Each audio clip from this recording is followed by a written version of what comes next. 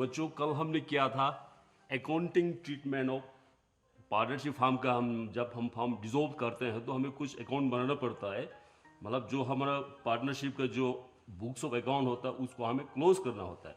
तो क्लोज करने के लिए हमें कुछ 2-3 अकाउंट्स को हमें बनाना पड़ता है। मैंने कल आपको बताया जैसे रियलाइजेशन अकाउंट, उसी तरह partners capital account, bank account, और कई बार कुछ मतलब क्वेश्चन में दिया होता है पार्टनर्स, अगर पार्टनर ने कोई लोन दिया हो तो हमें एक और अकाउंट उसको पार्टनर लोन को भी हमें बनाना पड़ता है।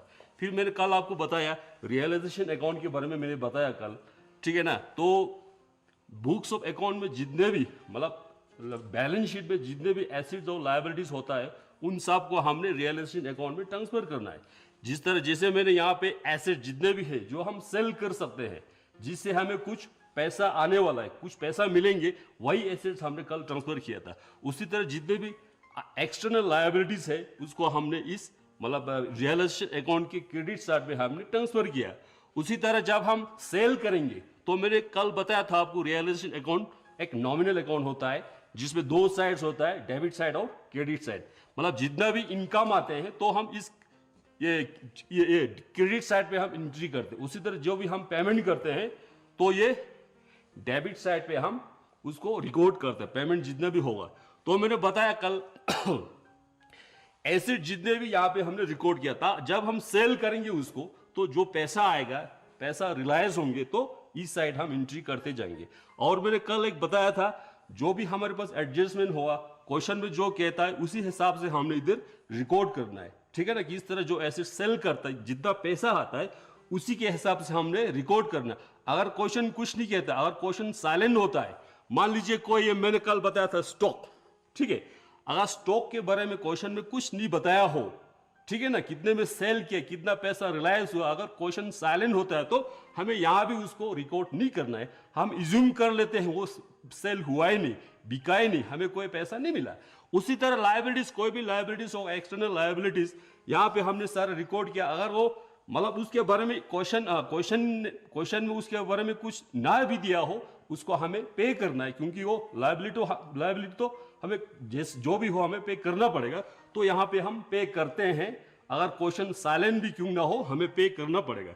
उसी तरह यहां पे पेमेंट ऑफ अनरिकॉर्डेड लायबिलिटीज, कई बार क्या होता है सॉरी, बैलेंस शीट में जो लायबिलिटी होता है किसी को पे करना होता है, कुछ छूट मतलब वो एंट्री नहीं होता है तो उसको भी हमें पे करना होता है। उसी तरह एसेट भी हो सकते हैं कोई, मतलब जो रिकॉर्ड ना हो उसको जब हम उसको भेजेंगे तो यहाँ पे उसका एंट्री होता है, जो पैसा आएगा। उसी तरह कई बार क्या होता है, पार्टनर जो एसेट होता है, कुछ एसेट पार्टनर खुद ले जाता है, मतलब उसको कोई मतलब काम का होगा, कोई चीज होगा, हो सकता है कोई फर्नीचर वो ले जाए या कोई मतलब कोई भी एसेट वो ले जाता है, तो उस समय पार्टनर्स कैपिटल अकाउंट में वो मतलब वो पैसा ट्रांसफर हो जाता है, मतलब वो उससे डिडक्ट हो, उसमें से एडजस्ट किया जाता है, ठीक है। तो जो भी प्लस माइनस जो भी करने की बात अगर ये साइड ज्यादा होगा, क्रेडिट साइड हमारा ज्यादा होगा तो हमें प्रॉफिट आया, ठीक है। उसी तरह डेबिट साइड अगर बड़ा हो तो उस समय हमें लॉस आता है।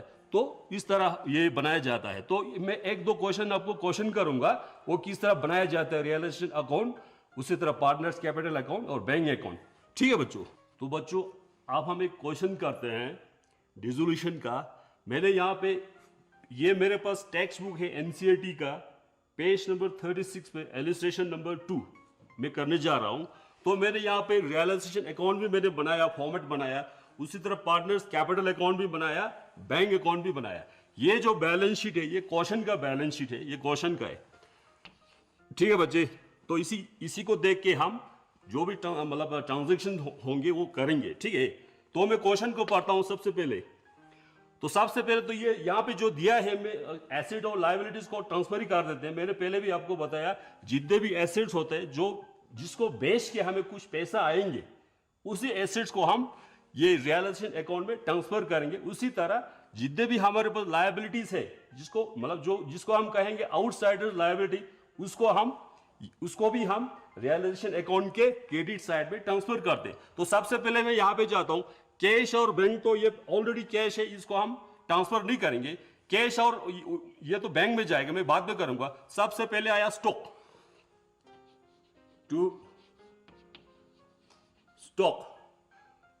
स्टॉक कितना है 2500, ठीक है ना। जितना भी अमाउंट यहां बैलेंस शीट में दिया हुआ है ये उसी को हमने उधर मतलब वही पास करना है ट्रांजेक्शन, ठीक है। उसी तरह फर्नीचर,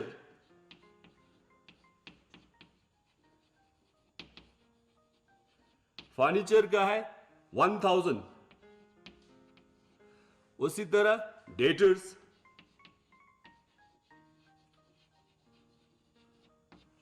डेटर्स 2000, उसी तरह है plant and machinery, to plant and machinery 4500। ये तो हो गया एसेट्स, हमने सारा ट्रांसफर कर दिया, ठीक है। उसके बाद यहां पे लायबिलिटीज को देखिए आप, रिजर्व फंड तो ये पार्टनर्स कैपिटल अकाउंट में जाता है। उसी तरह वहां पे क्रेडिटर्स है, बाय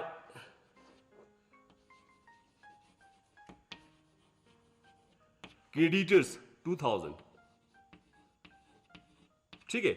कैपिटल भी पार्टनर्स कैपिटल अकाउंट में जाता है। तो यहां पे ये बच गए बैंक और के, ये इसको भी मैं खत्म कर देता हूं। बैंक इसमें जाएगा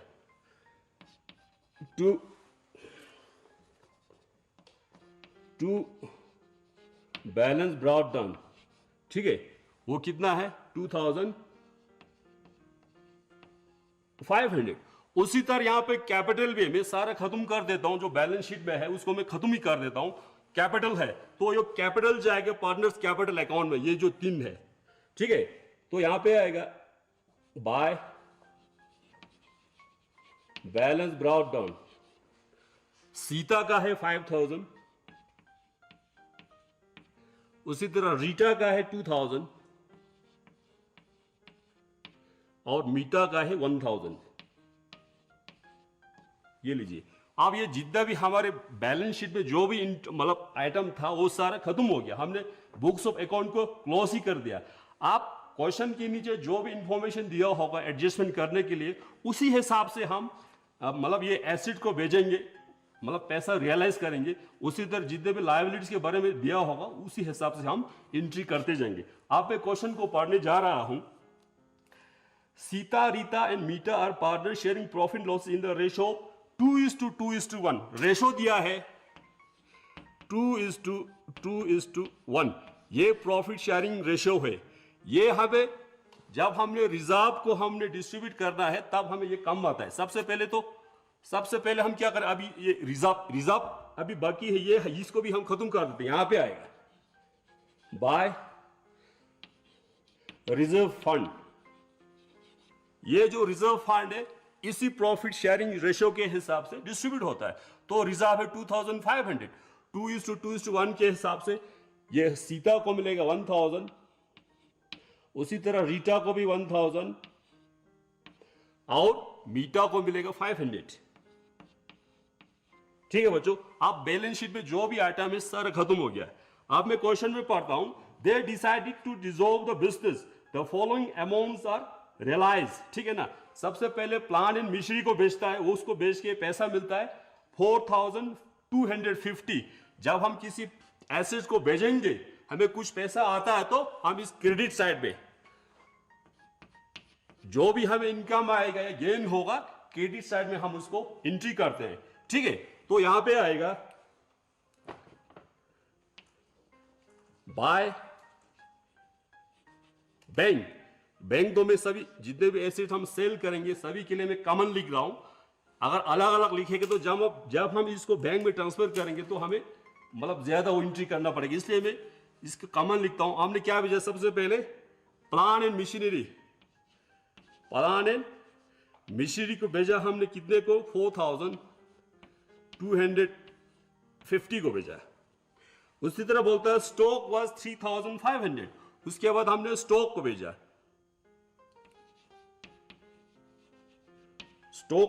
3500। उसी तरह डेटर्स वर 1850, उसी तरह फर्नीचर को बेच के हमें पैसा मिला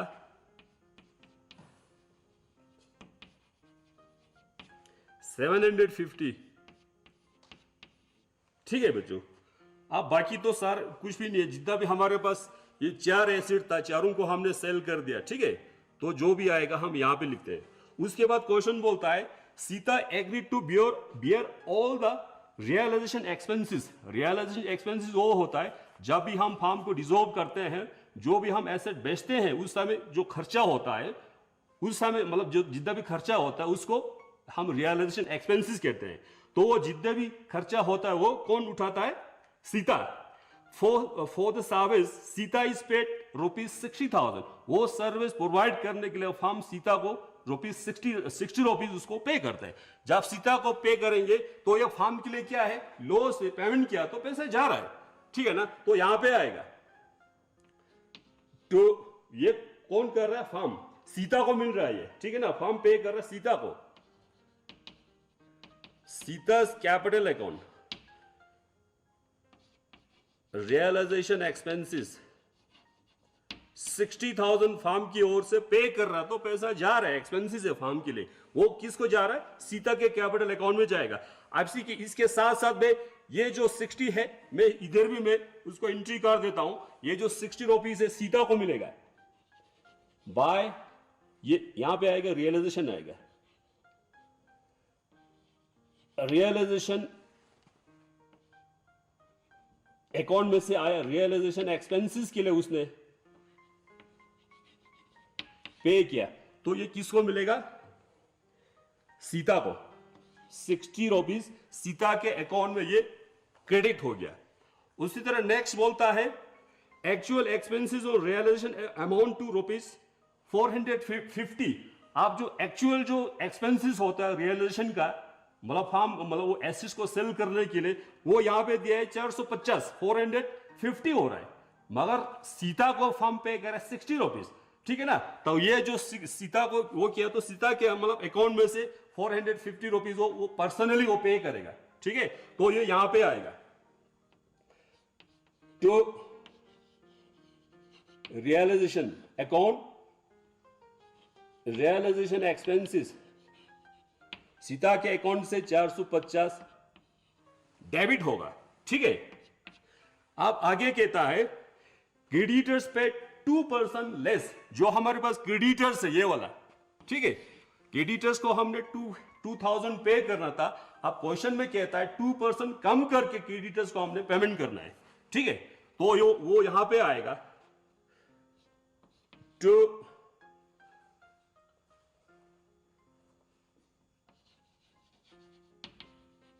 यहां पे बैंक आएगी, इससे पहले बैंक से पैसा जाएगा। बैंक ब्रैकेट में आप लिख दीजिए क्रेडिटर्स। जब हमने इसका 2000 में से 2% लेस करेंगे तो 2% का बन गया 40 रुपीज, तो इसका बनेगा 1960। ठीक है, अब आगे क्वेश्चन में बोलता है there was an unrecorded assets.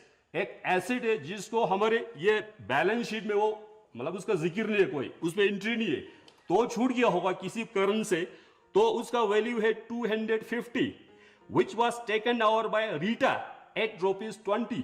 जो एसेट छूट गया है, अकाउंट्स ऑफ बुक में नहीं है, वो एसेट कौन लेके जा रहा है? रीटा लेके जा रहा है। ठीक है, तो रीटा, तो उस एसेट के लिए रीटा हमें पे करेंगे। सॉरी, यहां पे आएगा उसका एंट्री बाय रीटर्स कैप अकाउंट, जो एसेट वो लेके जाता है। ठीक है, वो उसके कितने में लेके जाता है? 200 में। ठीक है, बस बाकी तो कुछ नहीं। हम आप इसको क्लोज करेंगे अकाउंट को। सबसे पहले हम इसको करेंगे, यहां पे आएगा 50, उसके बाद 15, उसके बाद यहां बन गया 15, 20, 23, 2, 3, 4 तो 5, 6, 7, 9, 10, यहां पे आ गया 10,315 आ गया। हमने एसेट्स को सेल करने के बाद जो पैसा हमें रिलायंस हुआ। ठीक है, उसी तरह हम यहां पे, अब इसको तो हम, ठीक है ना, आप इसको टोटल करते हैं, हम इसको थोड़ा सा बढ़ाएंगे। तो ये बन गया टोटल 12,550। तो हमें देखने से ये ज्यादा बड़ा लगता है, तो हम यहां पे इसको क्लोज कर देते हैं। ठीक है, ये 12,550, ये तो दोनों का सेम आएगा क्योंकि ये दोनों मतलब टैली होना चाहिए। 12,550। अब हम इसका जब टोटल करेंगे तो इसका बनेगा 2, 3, 4, इसका बनता है 12,020 बनते हैं। अब 12,020 में से 12,550 को माइनस करेंगे तो हमें आएगा 530। ये जो है हमें आया रियलाइजेशन का प्रॉफिट आया। ठीक है, जब प्रॉफिट आएगा तो आप यहां पे आएगा तो प्रॉफिट ट्रांसफर टू कितना पार्टनर से, हमारे पास 3 पार्टनर से। मैं यहां पे शॉर्ट में लिख देता हूं, सीता, रीटा और मीटा। ठीक है, इनको ये जो 530 जो है 2:1 में ये डिस्ट्रीब्यूट हो जाएगा। तो इसको सीता को मिलेगा 212, उसी तरह रीटा को मिलेगा 212 और मीटा को मिलेगा 106। ठीक है, तो ये हो गया हमारा रियलाइजेशन अकाउंट। अब जो हमें आया, ये जो प्रॉफिट आया रियलाइजेशन अकाउंट का, इसको हम पार्टनर्स कैपिटल में इसको हम ट्रांसफर करेंगे। ठीक है, तो यहां पे आएगा बाय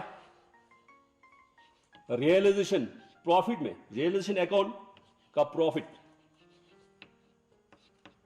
प्रॉफिट आया, सीता को मिला 212, उसी तरह रीटा को मिला 212 और मीटा को मिला 106। ठीक है, अभी और क्या कह रहे हैं इसमें, बाकी तो इसमें कुछ नहीं दिया है। अब हम इसको क्लोज करेंगे। हमने जो लायबिलिटी है इसको भी हमने पे कर लिया यहां पे। ठीक है, उसी तरह जितना भी हमारे पास एसेट था उसको भी हमने सेल कर लिया, तो चारों का इधर एंट्री आया है। ठीक है, तो ये सीता को 60 रुपीज मिल रहा है, ये भी हमने इधर एंट्री किया। उसी तरह इसने 200 का, आप एक ये और एक ये रहता है, रीटा ले जाता है जो अनरिकॉर्डेड एसेट था 200 को जिसने लिया, और ये जो 200 जो है उसके मतलब पार्टनर्स कैपिटल में से वो डेबिट हो जाएगा। तो यो मतलब ये यहां पे आएगा जो एसेट्स लिया उसने। ठीक है ना, वो कितने का लिया, किसने लिया, रीटा ने, तो ये यहां पे आएगा 200 रीता के खाते में। ठीक है, तो आप बाकी तो इसमें कुछ नहीं, हम इसको क्लोज करते हैं अकाउंट्स को।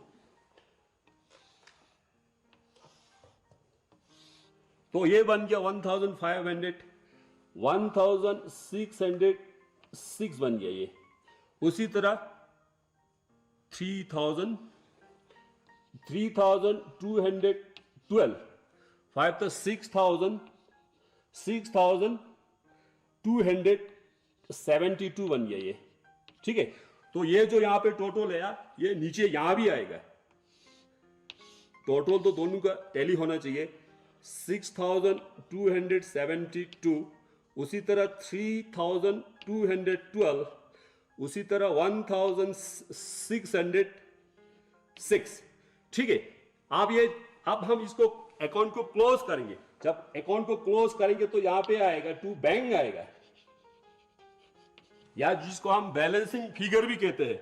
जब हमने पहले किया था, मतलब वो रिटायरमेंट और डेथ में एडमिशन में किया था, यहां पे हमने टू बैलेंस कैरी डाउन किया था, क्योंकि उस समय हमारा जो मतलब फार्म है वो कंटिन्यूसली चलने वाला था। अब यहाँ पे डिसॉल्व हो रहा है, तो हमने यहाँ पे बैंक लिखा, बैंक से क्रेडिट होगा, पैसा निकल के ले जाएगा।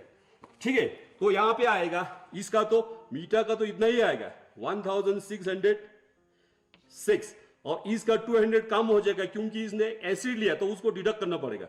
इसका आएगा 3012। उसी तरह इसका सीता का आएगा 450, माइनस करेंगे तो इसमें आएगा 5822। ठीक है, तो ये हमारा पार्टनर्स कैपिटल अकाउंट है, वो क्लोज हो गया। अब हम बैंक अकाउंट करते हैं। ठीक है, तो सबसे पहले जो बैलेंस शीट में था ये वाला 2500 को हमने बैंक अकाउंट में हमने इसको ट्रांसफर किया। अब इसके बाद जब हमने इस रियलाइजेशन अकाउंट में जितने भी एसेट थे उसको सेल करने के बाद जो पैसा आया ये वाला, ठीक है, इसको हम बैंक अकाउंट में ट्रांसफर करते हैं। तो ये यहां पे आएगा टू